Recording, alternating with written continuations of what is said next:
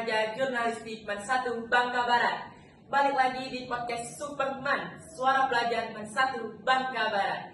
Tempatnya cerita, inspirasi, dan obrolan seru khas anak madrasah. Sebelumnya perkenalkan saya Hafiz Maulana sebagai host pada siang hari ini. Dan buat penonton-penonton semua jangan lupa like, comment, and subscribe karena banyak hal menarik podcast lainnya yang bakal kalian saksikan. Hai teman-teman semua, perkenalkan saya Fadil Gardana. Di sini saya akan menjadi host 2. Sebelumnya saya ingin bertanya nih pada teman-teman yang lagi nonton, pada puasa nggak nih? Semoga yang lagi menjalankan puasanya diberikan kesehatan dan kelancaran dalam menjalankan puasanya. Di edisi kali ini kita bakal ngobrol santai tapi penuh makna bareng salah satu siswa kece Diman, yaitu dari kelas 12 agama. Betul banget, langsung saja kita sapa bintang tamu kita hari ini. Halo Kak Ari. Halo juga. Bagaimana kabarnya Kak Ari? Puasa nggak ya kira-kira hari ini? Puasa, alhamdulillah. Tadi gimana puasa? Puasa banget Kak, lancar terus pokoknya. Alhamdulillah, semoga gak ada yang bolong ya. Amin. Oke Kak Rali, boleh kenalin diri terlebih dahulu agar teman-teman kita lebih kenal. Oke, boleh. Halo teman-teman semua, perkenalkan nama saya Ralita Zalimaya Arobi dari kelas 12, salah satu siswa dari Man 1 Bangka Barat. Oke. Jadi kita bakal banyak pertanyaan hal-hal seru nih Kak buat mungkin penonton-penonton bakal kepo nih. Nah, pertanyaan pertama, pelajaran apa sih Kak yang berkesan buat Kakak selama di Man 1 Bangka Barat? Oke, untuk pelajaran yang berkesan, saya dari SMP ya, saya itu paling suka sama bahasa Arab, dan ketika di Man, ternyata saya ketemu sama ilmu tafsir. Jadi kayak, aduh, aku sukanya sama pelajaran ini, jadi kayak lebih suka sama pelajaran bahasa Arab dan ilmu tafsir, kayak asik dan seru gitu. Oke. Gimana sih Kak rasanya jadi anak kelas 12 agama itu? Rasanya jadi anak kelas 12 itu deg-deg campur aduk ya, karena di fase kelas 12 kan banyak melewati rintangan, ujian kan, terus juga mempersiapkan UTBK, SNBP, SPAN PTKIN, dan lain-lain. Itu semua menurut saya sendiri banyak yang merasa kayak sebenarnya fase kelas 12 itu antara enak gak enak, karena kalau enaknya kita udah mau lulus, kalau nggak enaknya banyak tantangan dari tangan yang harus kita lewatin, dan itu tuh benar-benar berproses gitu. Wah, fase yang penuh perjuangan buat Kak Ali untuk kedepannya. Selama jadi siswa Man 1 Bangka Barat nih, momen apa yang paling nggak bisa dilupain bagi kakak? Momen dimana saya ikut organisasi terus bergaul sama adik-adik yang ngebuat saya kayak aku di sini loh sama mereka, dan kayak diterima banget sama organisasi itu. Saya ngerasa kayak mungkin kedepannya di kampus-kampus atau nanti saya ketika kuliah, saya nggak tahu saya bakal ikut organisasi sebanyak apa, karena kan fase kuliah kan fase-fasenya sibuk kan, fase-fase menentukan jalan kedepannya gimana gitu. Mungkin penonton ini pada kepo nih. Kak Ali itu masuk organisasi apa sih Kak? Oh my god, terus gue yang pengen tahu kan. Oke. Jadi kakak sendiri masuk banyak organisasi di mana, tapi nggak semuanya, ada beberapa. Salah satunya ada UKS, terus ada Tahfiz Quran, ada Panahan, Pramuka, OSIM, Rohis, terus juga dan yang lain-lain. Karena nggak bisa disebutin satu-satu ya, banyak banget. Oke. Jadi selama 3 tahun di Man 1 Bangka Barat nih, pengalaman apa yang paling membentuk diri kamu sampai sekarang? Pengalaman ya, pengalaman di fase ketika saya mengikuti lomba MTQH, Musabaqah Tilawatil Quran, itu tuh membuat saya awalnya nggak percaya diri buat tampil ke depan, karena jujur aja waktu di pondok saya tuh berani tampil cuma di sekitaran asrama doang, nggak berani kayak aduh gue takut loh gitu kalau misalnya harus tampil ke depan. Gimana sih caranya? Ternyata Allah tuh baik nunjukin bahwa jati diri aku tuh ada di Man gitu. Terus terbukanya waktu di Man, waktu di MTQH itu tuh rasanya kayak ini pertama kali first tampil, terus tiba-tiba ke kabupaten, rasanya kayak deg-deg tapi dapat pengalaman. Wah, berarti itu menjadi salah satu pembentukan karakter bagi kakak. Iya, betul. Oke. Nah, dalam hal akademik nih Kak, pernah nggak Kakak merasa down ataupun karena nilai atau tugas karena mungkin nilainya mungkin nggak sesuai ekspektasi Kakak nih? Nah, gimana sih tuh Kak cara ngatasinnya supaya supaya kita bisa bangkit dan belajar dari nilai itu untuk lebih baik lagi? Kalau misalnya ditanya down itu pernah atau enggak, ya pasti pernah kan. Kita di fase dimana kita ngeliat orang-orang bisa, sedangkan kita nggak bisa, itu rasanya gimana sih, kayak ih aku nggak bisa loh kayak dia gitu kan. Pasti kita juga ngerasa kayak aku nggak bisa kayak dia, benar kan? Nah, caranya supaya kita tuh bisa lebih bangkit dan kita percayakan diri kita sendiri. Yang pertama, kita harus percaya sama diri kita sendiri. Kalau kita nggak percaya sama diri kita sendiri, gimana kita mau bangkit, gimana kita mau maju? Sedangkan yang bikin kita insecure adalah kemajuan orang lain yang melebihi kita. Terus yang kedua, kita harus yakin bahwa aku bisa loh, gue bisa, nggak mungkin gue gak bisa dari dia gitu. Kalau misalnya kita yakin, terus kita percaya diri. Terus yang ketiga, kita juga harus menambah relasi dan wawasan supaya ketika nanti kita bergabung sama mereka atau ketika nanti ada perkumpulan sama mereka, kita kayak nambah wawasan, oh jadi ini seperti ini ya, oh jadi ini seperti ini ya. Terus kalau misalnya menurut saya pribadi sering-sering dengerin motivasi, karena kita belajar bahwa dari kesalahan itu tuh bisa membuat kita menjadi bangkit. Saya tuh sering dari dulu, dari saya SD, saya ngedapetin kayak gini, kata-katanya kayak gini, kalau kamu dibenci orang lain, jangan tunjukin kebencianmu, tapi tunjukin prestasimu. Jadi itu tuh membuat saya kayak, iya weh, gak mungkin kan aku nunjukin aku benci sama dia, pasti harus kayak, aku harus lebih dari dia, aku harus lebih dari dia gitu kan.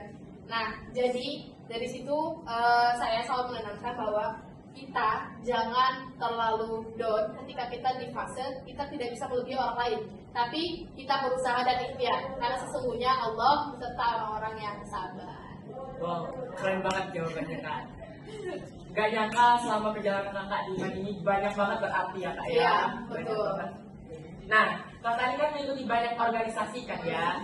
Tips dari Kak Lali supaya bisa konsisten belajar tapi tetap aktif organisasi itu gimana sih Kak? Sebenarnya sulit ya, karena nyimbangin antara organisasi sama ibadah itu rasanya kayak antara dunia yang beda gitu.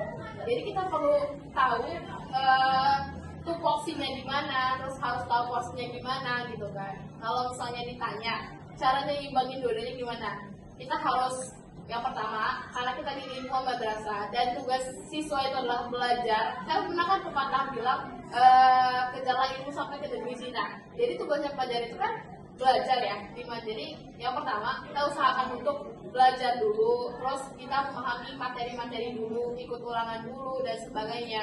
Itu kalau organisasi itu kan di luar. Tapi kalau seandainya tiba-tiba kayak contoh OSIM kan sering dipanggil ketika jam pelajaran, itu nggak apa-apa, tapi setidaknya kita hadir ketika di jam pelajaran itu. Karena kalau kita nggak hadir, dia apa dong?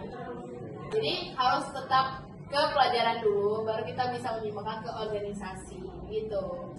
Jadi pendidikan dan organisasi itu harus seimbang Kak ya. Iya, harus Tidak ada seimbang. yang boleh berat sebelah. Ya betul. Kalau saya kalian lebih ke organisasi, nanti jadinya nggak cinta madrasah dong. Iya. Begitu. Oke, sekarang kita masuk pertanyaan yang pasti ditunggu-tunggu. Setelah lulus dari MAN 1 Bangka Barat, rencananya Kak Lali melanjutkan sekolah perguruan tinggi kemana? Untuk itu sebenarnya saya mau merahasiakan karena saya nggak mau bilang, tapi nggak apa-apa lah ya, karena kita podcast, jadi mungkin teman-teman mau tahu juga.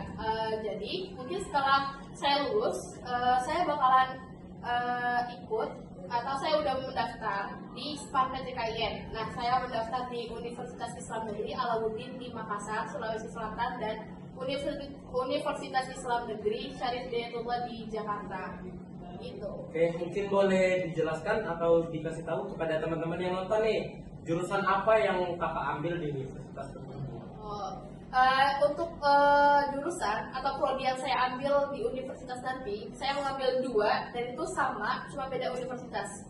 Yang pertama itu bahasa dan sastra Arab yang nantinya bakal jadi SHUM, Sarjana Humaniora. Kalau misalnya yang kedua itu pendidikan bahasa Arab, jadi SPD. Gitu. Oh, semoga dipermudah ya Kak. Amin, kalian Persiapannya juga. sungguh sangat matang ya teman-teman. Harus gak sih? Karena kalau setengah-setengah nggak bisa. Nah, persiapan apa saja yang sudah kakak lakukan untuk melanjutkan ke perguruan tinggi? Oke, jadi kakak sendiri itu udah mempersiapkan berkas-berkas kemarin waktu mau mengikuti SPAN PTKIN. Jadi SPAN PTKIN ini adalah jalur khusus UIN gitu, kayak khusus UIN, IAIN, STAI dan teman-temannya yang Islam-Islam aja gitu. Unisnya Islam-Islam aja gitu kan. Nah, di pangkat IAIN itu banyak yang kakak urus kemarin, terutama di rapot karena banyak yang tertunda karena file ya.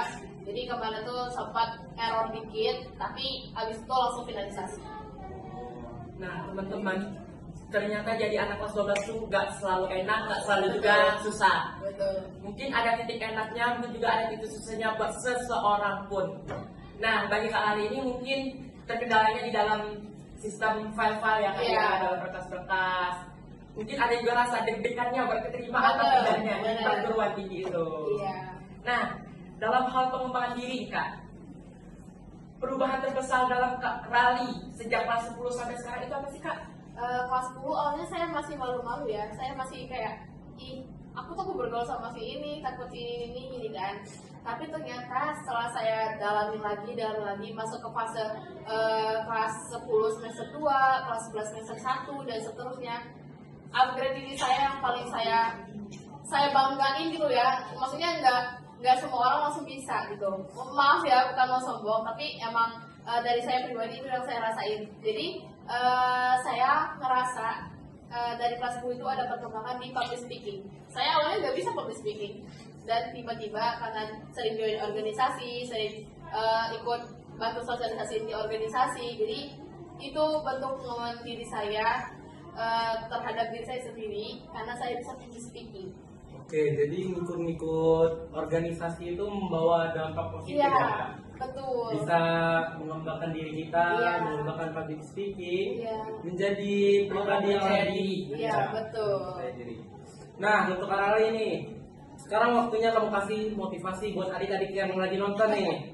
Apa pesan spesial dari kamu?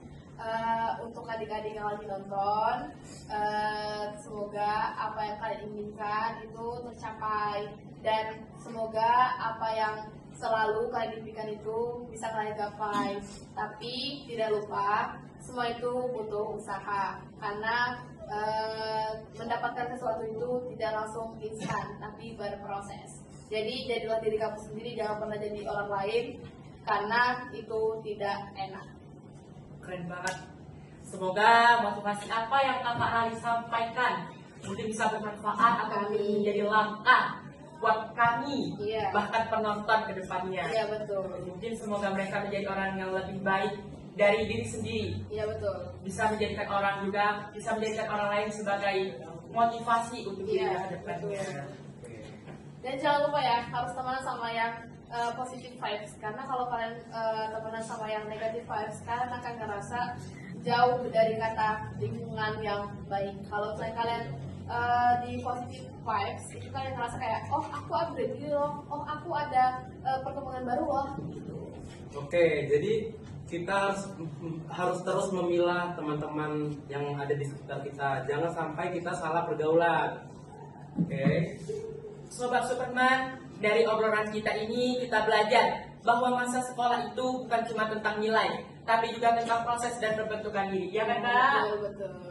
Oke, terima kasih banyak Kak Rali atas cerita, pengalaman dan motivasinya. Semoga sukses di jenjang berikutnya. Amin, amin. Kalian juga. Oke. Sampai jumpa di podcast Superman berikutnya.